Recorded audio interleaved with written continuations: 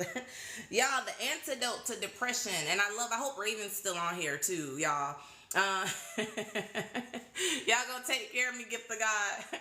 Y'all, listen real quick. The first or second, I think I gave one nugget already, y'all. The antidote to depression, expression. Get that? Depression, right? So when we go inward, someone treats us a certain type of way, something happens. So crazy. Okay, Raven. So Raven's still here, y'all.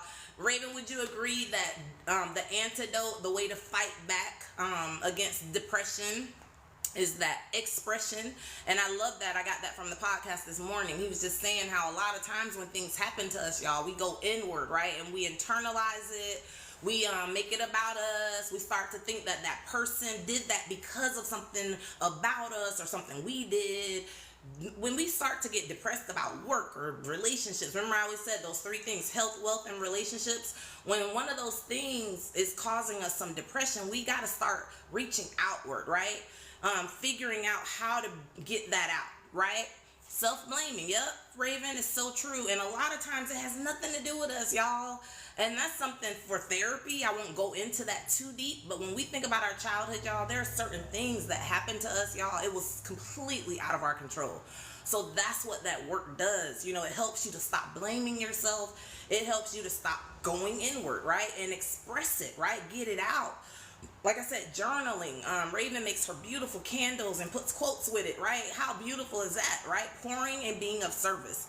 That's how we get rid of that depression. You know, like I said, y'all, a lot of why I come alive on these lives, and everybody's talking about energy and stuff, y'all. I love motivating. I love being an example of like, hey, y'all, I went through it. I was depressed. I was an alcoholic, but here I am, right? I'm still here. Yes, it's hard. Yes, there are days out of a 7-day period. I struggle maybe 2 or 3 days a week. Yeah, I'm still human, right? But we push through it. And when we get on here and have these interactions and stuff, you can't help but feel that motivation, right? So that's why I said we got to put ourselves in the right rooms. We've got to connect with the right people, right? I always say if you're going into a room and you feel that energy and it's negative, do an about face, right? Do an about face. Get up out of there. Learn how to read the room, y'all. Learn how to read that phone call. Somebody call you with attitude. Hey, you know what? I'm a little tied up. Let me call you back.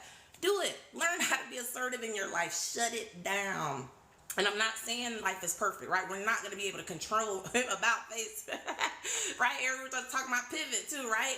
Being able to pivot, right? You got to be prepared. Still working on being able to express yourself. It all due to, yep, exactly, Raven. And that's something you're pushing through though, right? But your work, your candles in and of themselves are expressive, right? When you're writing those quotes or finding the right things to say, I think that's very therapeutic for you, right? People who sing, people who write music, people like myself who has a creative mind and create stories. A lot of times, y'all, that's how we get that stuff out. The key though, is when going back to, I think if you guys paid attention a few weeks ago, I talked about Ikigai. I could be saying it wrong. Ikigai, that Japanese term and diagram that talks about the things we love, the things we're passionate about, but what we can get paid for, what the world needs, finding that sweet spot, right? Where is that little sweet spot where you can, you know, do what you love and you're passionate about, but also get paid for it, right? Because we live in a world where we got to make a living, right? I mean, that goes back to the beginning of times, right? By the way, did you get a candle? Brother's so crazy. Right, Eric, you know I always buy things in two, so I could just ship you yours, right? I didn't just buy one. I'm opening it today, by the way. I got to videotape it.